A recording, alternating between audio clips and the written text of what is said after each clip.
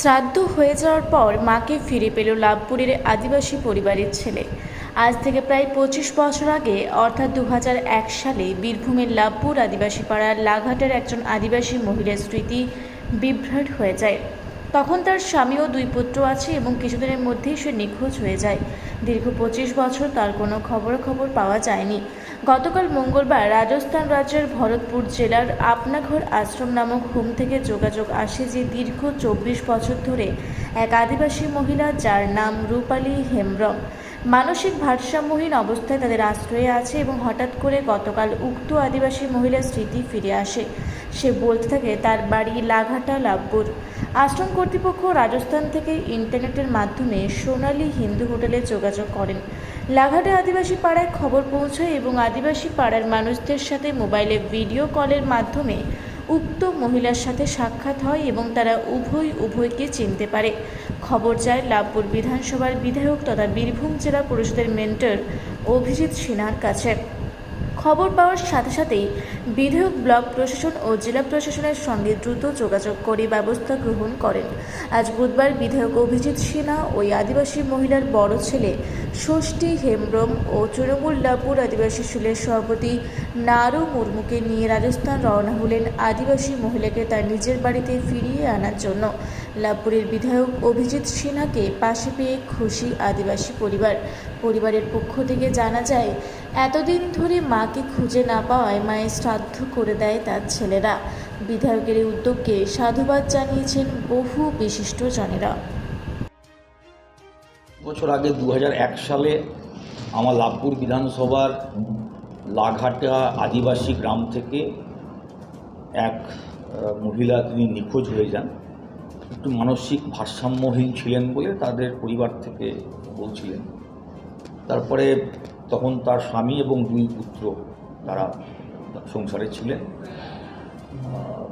24-25 বছর ধরে কোনো খবর পাওয়া যায়নি। গতকাল রাজস্থান থেকে একটা ফোন আসে লাভপুরে যে তাদের হোমে একজন আদিবাসী ভদ্রমহিলা আছেন, যিনি 24-25 বছর ধরে আছেন, কিন্তু স্মৃতি তার লোপ পেয়ে গেছে। তিনি কোথায় বাড়ি বা কী কিছু বলতে পারছিলেন না, কিন্তু তিনি গতকাল সকাল থেকে বলতে লেগেছেন যে আমার নাম এই এবং আমার বাড়ি লাঘাটা, লাভপুর।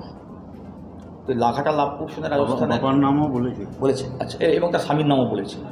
তো তারপরে তারা সেখানে নেটের মাধ্যমে লাঘাটা, লাভপুর যখন দেখে, তখন দেখে হ্যাঁ, এটা পশ্চিমবাংলার বীরভূম জেলার লাঘাটা, লাভপুর একটি গ্রাম আছে। তখন সেখানকার যারা কর্তৃপক্ষ আছে তারা যোগাযোগ করেন, আমার কাছে খবর আসে। তারপরে ভিডিও কলের মাধ্যমে আমার বড় ছেলে, ওনার ষষ্ঠী হেমব্রম, তার সঙ্গে তার দেখা, মানে ভিডিও কলের মাধ্যমে যোগাযোগ হয়। মাও ছেলেকে চিনতে পারে, ছেলেও মাকে চিনতে পারে, এবং গ্রামে যারা আরও বয়স্ক মানুষ আছে তারা সবাই বলে হ্যাঁ, এটাই আমাদের রূপালী, যে হারিয়ে গেছিল, রূপালী হেমব্রম। তো সেই রূপালী হেমব্রম, তো তারপরে আমরা জেলা প্রশাসন এবং ব্লক প্রশাসনের সঙ্গে যোগাযোগ করি এবং আমরা সিদ্ধান্ত নিয়েছি যে আজকে আমার বড় ছেলে, আমাদের ষষ্ঠী হেমব্রম এবং আমাদের আদিবাসী সেলের ব্লক প্রেসিডেন্ট নারু মুর্মু, এদেরকে নিয়ে আমি রাজস্থান রওনা হচ্ছি, এই আশা নিয়ে যে সে আদিবাসী মাকে যাতে তার ছেলেদের সাথে আমরা সুস্থভাবে নিয়ে এসে যোগাযোগ করে দিতে পারি। এটা একটা খুব আনন্দের আমার কাছে যে এতদিন পর আজকে এই একটা 24-25 বছর পর একজন আদিবাসী রমণী অত দূর চলে গেলেন কী করে, এটা এখনও রহস্য। সেখানে না গেলে হয়তো জানতে পারবো না। ভরতপুরে সেই আশ্রমে গেলে হয়তো জানতে পারবো।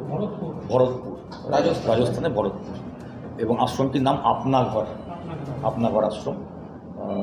এবং আপনাদের সকলের শুভেচ্ছা লাগবে, ঈশ্বরের আশীর্বাদ লাগবে, যাতে করে আমরা সবাই মিলে গিয়ে, একটা যুদ্ধের পরিবেশ চলছে আপনারা জানেন, একটা অনেক রকম হয়তো বাধা নিষেধ আছে। তো এখন দেখা যাক, আপনাদের সকলের শুভেচ্ছা নিয়ে আমরা রওনা হচ্ছি। এত বছর পর পরিবারকে ফিরে পাচ্ছে, মানে তার মাকে ফিরে পাচ্ছে, কতটা? ছেলেকে জিজ্ঞেস করুন, তার ছেলে আছে, তার মানে আপনি নিজেও যাচ্ছেন? আমি নিয়ে যাচ্ছি, কারণ এটা আমার দায়িত্বের মতো এদের পক্ষে এইরকম একটা, এবং সেখানে কিছু লিগাল কমপ্লিকেশন থাকতে পারে যে সত্যি করে ছেলে কিনা বা ইত্যাদি, এই সবটা করার জন্য বিধায়ক হিসেবে আমার দায়িত্ব যে অন্তত এদের সঙ্গে থেকে নিয়ে গিয়ে আমার দায়িত্বটা পালন করা। ছেলেকে তোমরা সবাই দিকে গেছিলে? না, তাহলে কে গেছিল? আমি যাই না, আমার বোনটা নিয়ে গেছিল। বোন? আর বাবা যায়নি। আচ্ছা। বোনটা ছোট ছিল, এবারে ওখান থেকে সব মেলাগুলো দেখেছে, মেলা দেখেছি।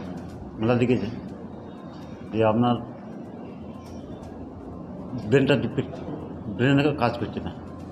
যে 3 মাস ছিল ফেরার পর ঘরে, তারপর চান করতে বেরিয়ে তখনই আমরা খুঁজে পাই না। আপনার বাবা কবে মারা গিয়েছেন? মারা গেছে 1 বছর আগে। এক মাস আগে। কি বলেছিলেন বাবা? বাবা বলেছিল যে আমি যদি মরে যাই তা মায়ের একসঙ্গে যেন ছাদুটা দিয়ে দিই।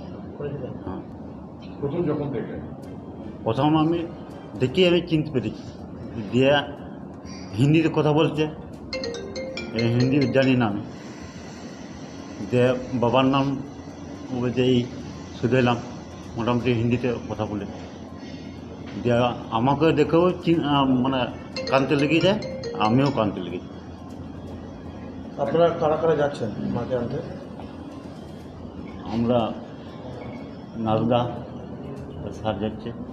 জেলা প্রশাসন এবং বিধায়কের পাশে পাচ্ছেন, হ্যাঁ হ্যাঁ, ভোটের সময় নয়, কাজের সময় কেমন লাগছে? ভালো, মনে শান্তি পেয়েছি। আর ফিরে এলেই খুব ভালো হয়। আপনার নাম? তোমার নাম?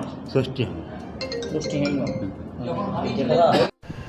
লাভপুর থেকে ইকবাল হোসেনের রিপোর্ট, রূপসী বাংলা মিডিয়া।